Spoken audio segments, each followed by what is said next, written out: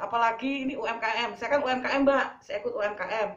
Itu katanya ada bantuan dari pemerintah. Itu sampai sekarang pun dana itu belum ada kepastian saya dapat apa enggaknya. Oke. Nah, ini loh Mbak, saksi saksi Imbas COVID ya? iya, setelah ada COVID, saya nggak bisa jualan lagi di pinggir jalan.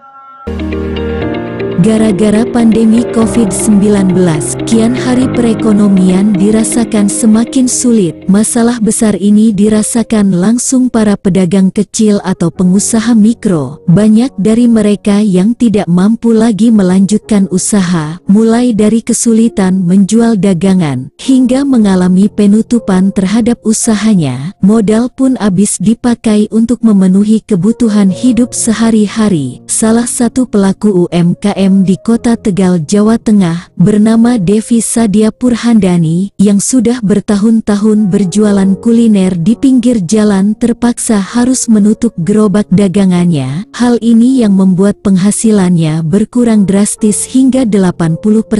Devi mengatakan usaha kuliner harus terus berjalan meski gerobak dagangannya harus tutup, mengingat kebutuhan hidup yang harus dipenuhi. Seperti apa dan bagaimana Devi bertahan dalam menjalankan usaha kulinernya di tengah pandemi corona? Berikut bincang-bincang spesial reporter Kabar Beritaku Dian Brayanti dengan pelaku UMKM, Devi Sadia Purhandani.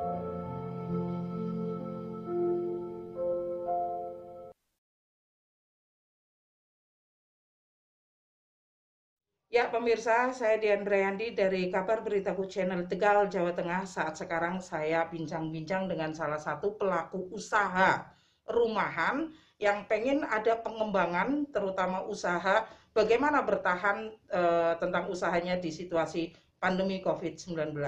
Saat sekarang di depan saya sudah ada Mbak Devi, pemilik salah satu usaha rumah makan atau usaha kuliner namanya Mak Demplon.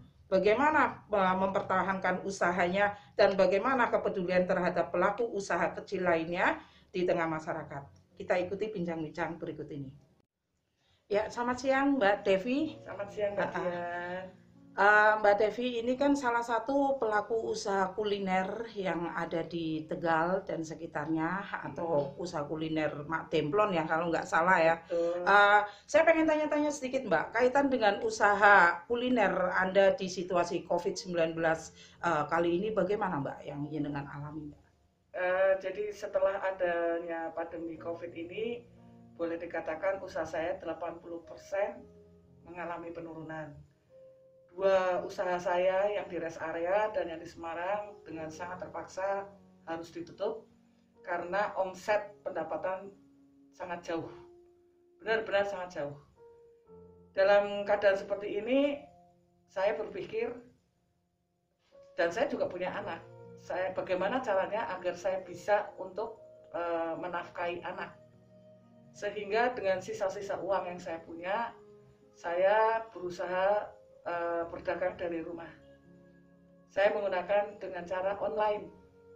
Dengan online pun ternyata tidak segampang yang saya pikirkan, karena di sana banyak sekali persaingan dan variatif, bahkan harganya pun juga sangat selisihnya itu sangat sedikit sekali.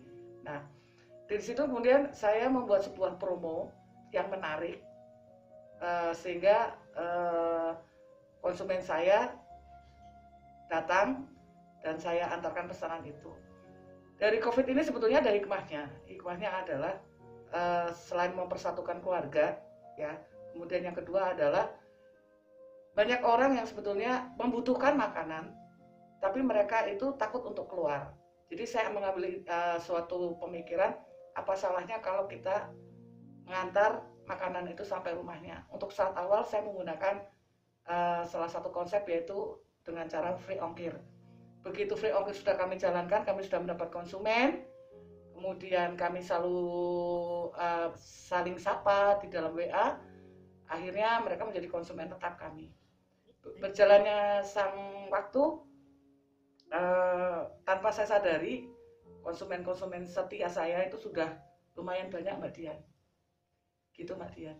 Ya, kemudian ada nggak sih pemikiran-pemikiran dari Mbak Devi untuk mengembangkan atau mungkin membantu dari pelaku usaha kecil lainnya, Mbak? Cara seperti apa yang Anda lakukan, Mbak? Ada Mbak Dian. Jadi selama saya justru ini kembali ke hikmah. Dengan adanya COVID ini saya di online, jadi saya juga punya komunitas. Saya tahu perkembangan daripada boleh dikatakan pedagang-pedagang kuliner yang secara online, keluh kesahnya seperti apa. Akhirnya saya timbul suatu pemikiran gitu kan. Ini kalau disangkutkan dengan himbauan daripada Presiden bahwa membeli produk dari temannya sendiri, ini loh Mbak Dian.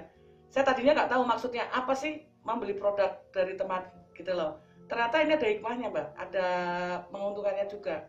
Jadi saya juga membantu secara tidak langsung ya Mbak Dian, membantu teman-teman. Contoh kayak misalnya saya butuh telur gitu kan, saya nanti ngambil dari teman. Nah, yang namanya pedagang telur kan nggak cuma satu Mbak Dian, banyak sekali pedagang. Jadi nanti saya rolling, saya ambil dari si A, si B, si C. Kemudian ada pesanan roti. Misalnya dalam satu kotak itu ada 3 roti Mbak. Itu masing-masing orang itu satu jenis roti. Jadi sudah ada 3 orang yang saya bantu. Ya alhamdulillah dari sini kemudian ada timbal balik Mbak Dian. Jadi kalau ada yang butuh ayam atau butuh nasi berkat, itu mereka pesannya ke saya gitu loh. Nah, saya juga nggak tutup mata Mbak Dian. Kalau misalnya saya dibantu seperti itu, saya juga berbagi rezeki sama mereka. Kadang mereka juga nggak usah mak, nggak. Ini kita saling berbagi rezeki. Nah, kemudian saya juga melihat banyak sekali anak-anak yang sudah mulai bosan di rumah ya Mbak ya. Sistem daring dan sebagainya gitu kan, banyak pengangguran gitu kan. Kemudian saya menginovasi gitu kan. Saya bilang sama suami saya, gimana kalau kita ngisi angkringan gitu loh Mbak Dian.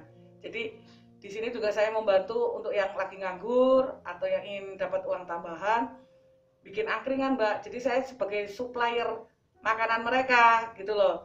Jadi sistem belinya itu nggak beli putus Mbak. Kan kebanyakan kan kita nyuplai makanan itu kan belinya putus, walaupun nggak laku tetap harus dibayar. Kemudian ya itu yang pertama. Yang kedua ya kalau mereka ada modal Mbak Dian, kalau nggak punya modal mereka nggak bisa jalan kan, nggak bisa dagang.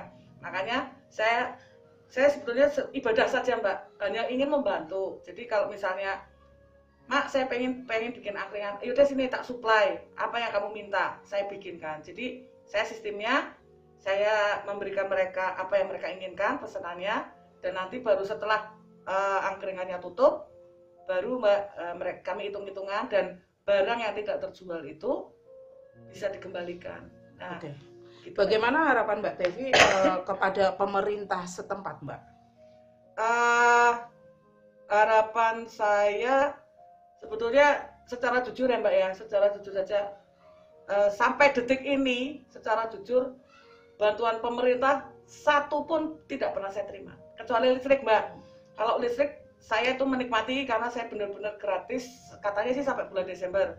Tapi kayak misalnya bantuan pemerintah sembako, entah uang, entah apa, sampai detik sekarang tuh saya sepeser pun belum terima. Apalagi ini UMKM, saya kan UMKM Mbak, saya ikut UMKM.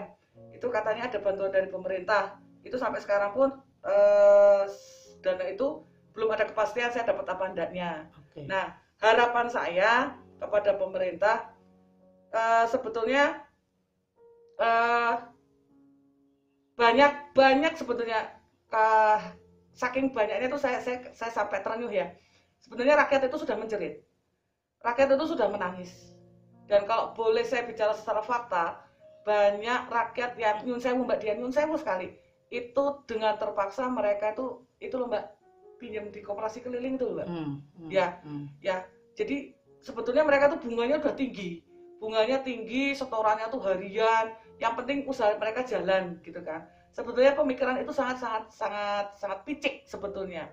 Nah, saya berusaha agar saya tidak seperti itu. Jadi ya yang Allah kasih ya itu yang saya jalankan. Kalau bisa saya juga ikut bisa bantu gitu kan. Nah, jadi harapan saya kepada pemerintah bukan hanya sekedar bantuan, entah untuk sembako atau bantuan uang, tapi dalam kondisi seperti ini setidaknya pemerintah melalui dinas-dinas yang ada itu memberi jalur Pembinaan. jalur yang jelas gitu loh Mbak Dian. Ini kita mau dibawa kemana? Karena selama ini kita nggak pernah dibimbing kita itu mau kemana gitu loh Mbak Dian. Jadi masing-masing ada yang lari ke sana. Jadi kita nggak ngerti gitu loh. Jadi harapan saya tolonglah pemerintah selain memberikan bantuan sembako secara materi, kita juga dibimbing sesuai dengan skill kita bisnis apa, itu tolong kita dibimbing gitu loh Mbak Dian. Terima kasih Mbak Tevi atas bincang-bincangnya. Sama-sama. Semoga tetap berjalan dan tetap semangat di situasi pandemi COVID-19 ini. Sama-sama. Ya pemirsa, demikian bincang-bincang saya dengan salah satu pelaku usaha kuliner rumahan, Mbak Tevi, di mana yang disampaikan oleh beliau adalah kaitannya dengan diharapkan ada perhatian atau pembinaan dari pemerintah disesuaikan dengan skill yang dimiliki masyarakat. Karena notabene di situasi COVID-19 kali ini adalah rakyat menjerit dan rakyat mengharapkan ada perhatian, selain perhatian dari sisi materi, namun mereka pun butuh bimbingan untuk tetap bertahan hidup di situasi COVID-19 kali ini.